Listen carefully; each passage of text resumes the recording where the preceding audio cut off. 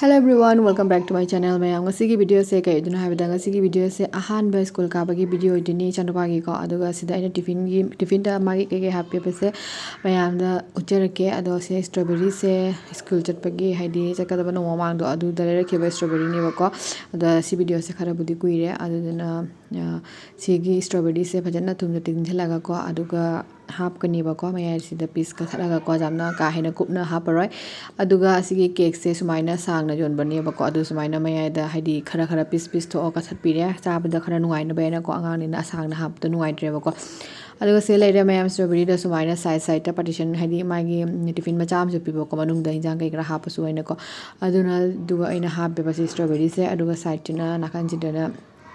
cake se hapire aduga nong padok su ai ada layering da dia dum chak ngoba khotpa dumaina hai nong ti ai happy ba ko megi se ma ka hena puwa ja de ba nong ma puru ba da hai ingi khole na cha da ba do hawti na ko megi di ingani aduna nong hai tung dagi megi se ai sunga hap dre mayam kaina ri cha da na halak ba do nungai te ba ko angang ju wa ngai chakhara ga school da theng nei hala ga do sum charak ta ba da nungai te adu na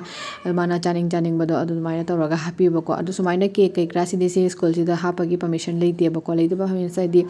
ka hina hapa ya de ba adu gum ai jum da hai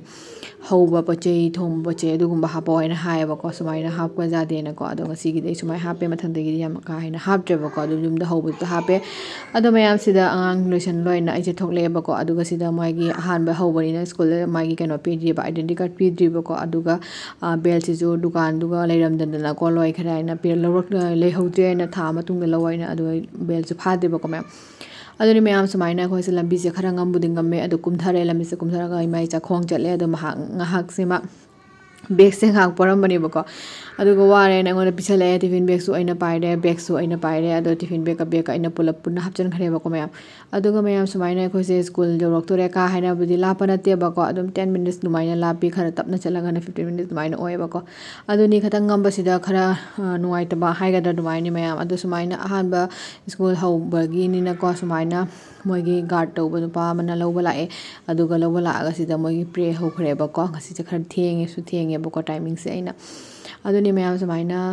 maseng ha aina sumaina mu bag se posan biraga ngha video photo gumba loge aina sumaina ngha le falini bako aduga aina chatlo haiba ja chatlo yare aduga mase ko chatlini bako mayam adong ha khwa khu lep na leram mini bako post ka mo taw da ngai ko chung na lep leram mini mani khaleni photo ka bini na ko ado ina video se me se ma khangda ba joini mayam aduga so leira mayam school sama thina chawe aduga hostel chu leiba ko side da 11 12 pu yawbani na aduna school sama thina chawe side ta mai partition khaiba singse junior senior gi dumaina thammi ba ko aduna ni mayam adu sumaina aise asidi ahan bani na sumaina class manung bo ngasidi changhan ba pi ba ko adu mathang numi dei di mapan de dum changhan re manung bo changhan re ba ko aduga ahan ba se khoina sonda kg 2 gi se chattoi tawri mi ba ko soidana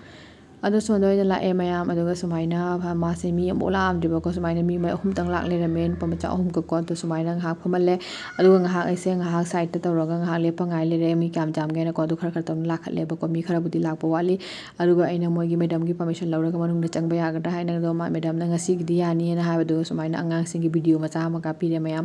memory oina baina ko aduga che dum hale e mayam aduga haji mo school lawba gi mula e suti thare ba ko adu lawba mula e ne thin ba mula e ne adu lawba sung la e loba la pase mayam mi khoya mamne asigi building sima class nursery 2 class 2 3 board mai le ba ko ha bangam de 5 pro khang de manu mathak ta karu da bani na ko adiri mayam sumaina ko mo moigi haidi mo ampa na tana ko atopa mi ambu moi pi de ba ko haidi khangna ba mi na tana moi na khangma na tana sumaina moi tha de ba ko mi atopa da ko sumaina aduni mayam sumaina khoi se ko mo kumthare e la e school le thong le e sumaina ma tiffin bag ka sumaina nga ha babu sana nga ha pai re ba ko nga ha awa da ba sana ado mo school gi sumaina bus su thai mayam khoi nak pani na bus se tha de ba ko adum tin do sin taw ye ba ko aduni adu chali sina mai ma na bani ba ko sai phamna le hoba da adu dunia ba aduga magi lo proma poche proma pi re e aduga PS paira ga na PS ina nong se nong thima nge na PS pur lak pa ko ma gi so ama igi so ma pu lai ba ko mayam